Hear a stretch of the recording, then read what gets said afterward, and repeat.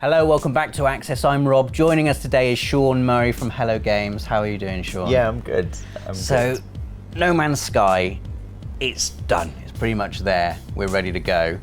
It must be incredibly exciting to know that gamers are finally, after all the years of speculation and questioning, are finally going to get a chance just to play it themselves. But I want to know, what are the 5 things, say if I want to play the game as an explorer, I just want to go off and explore as much as I can. What are the 5 things you would recommend that I do first, if that's how I want to play the game?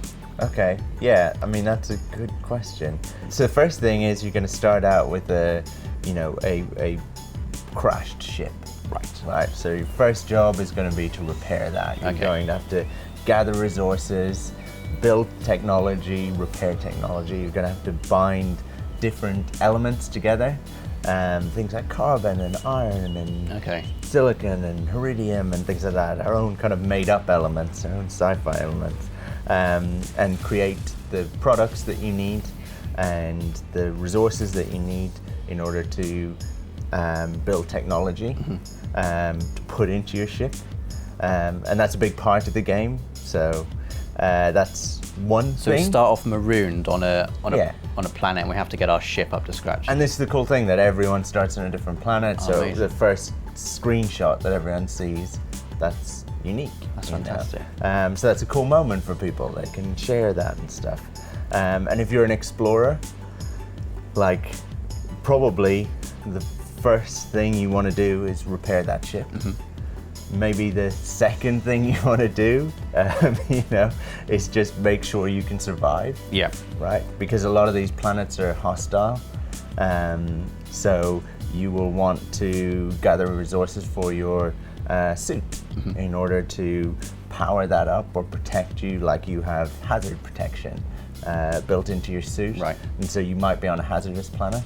Some people start out on beautiful, lush worlds, right? So by hazardous, do you mean like just the atmosphere itself could be toxic to you? It could be toxic, it could be radioactive, you could be somewhere extremely cold or somewhere extremely hot.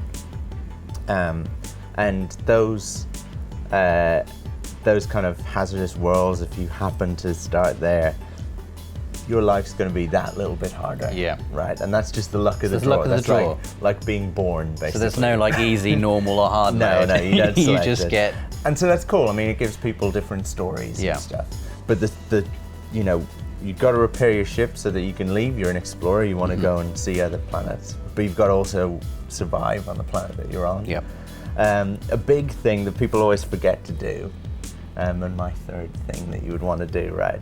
A big thing that people forget to do is to just upload the discovery of that first planet that they're on. You often find people, I watch people playing, repair their ship and they fly off, and then they think, I forgot to upload that discovery. I forgot to even look at the creatures. I was so busy getting onto where I wanted to go, and kind of getting out into space. And so that's the thing that I always remind people is you can go and just explore that first planet. There's no rush, right? You will have plenty of time to see space and stuff. And I actually think it's quite nice to know, to get a sense of the size of the planets. Yeah. Right? These are enormous, vast areas that you can go and explore and try and find some of the creatures on the planet that you're on. Just take your time. If you're going to be an explorer, that's what you would do, right? Fantastic. Yeah. And so then you've gotten yourself up and into space. You've repaired your ship, you survived on the planet, you've uploaded and named, I don't know what you're going to name your first planet, right? But something sensible. Something very sensible. Because other people will come and find that planet and they will want to see so once you've uploaded a sensible name can on everyone that planet. Can everyone see that then? If they come and visit that planet, or if they select it from the galactic map or whatever, then that's the name that they're going to see. And when they land on your planet and they see your creatures that you've named, they will see very sensible names. Yes, definitely. On all of those, and there is a harsh profanity filter, and they will, okay, let's keep That's the a good universe. job there is. Let's be good explorers. Yeah. Okay. no leaving litter, anything like that. Absolutely. And so then they go up into space, and so now you're in the solar system. Yep. So probably, the next thing that you're going to want to do is go and visit some of the other planets in that solar system. And initially, you start off without the ability for interstellar travel. So you are stuck, you are stranded. You start off stuck and stranded on your first planet, you make your way off of that, and now you're stuck within that solar system. Right. And you've got to find and build hyperdrive technology. Okay. You're gonna have to fuel that hyperdrive.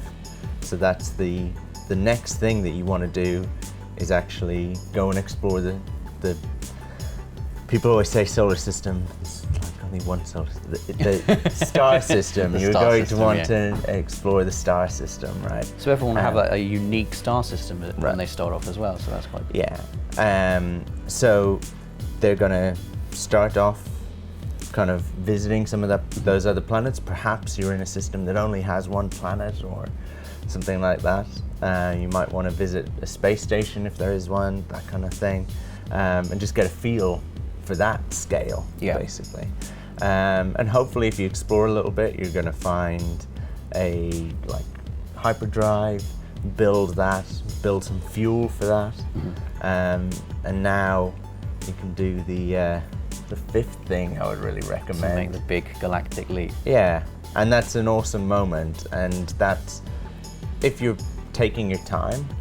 Like normally that hits people towards the end of maybe their first play session, like they sit down and play for like 3 hours or something like that, and there's this really nice moment where they've seen that they could just explore for, I've seen people stay in that first system for 10 hours, you Yeah. know?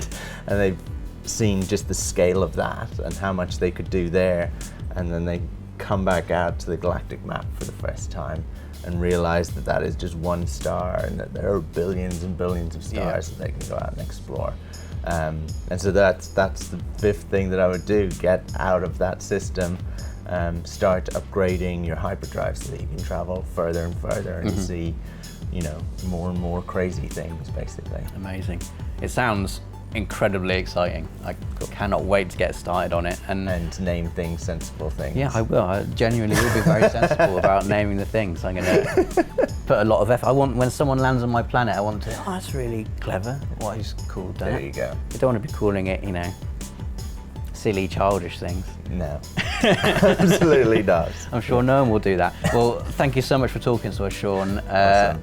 Congratulations on finishing the game. Can't wait to play it. I'm sure you guys can't as well. Let us know in the comments what you're excited to do in No Man's Sky. You can play it however you want to. That's one of the amazing things about it. And do subscribe, as we have absolutely loads more coming up on the game.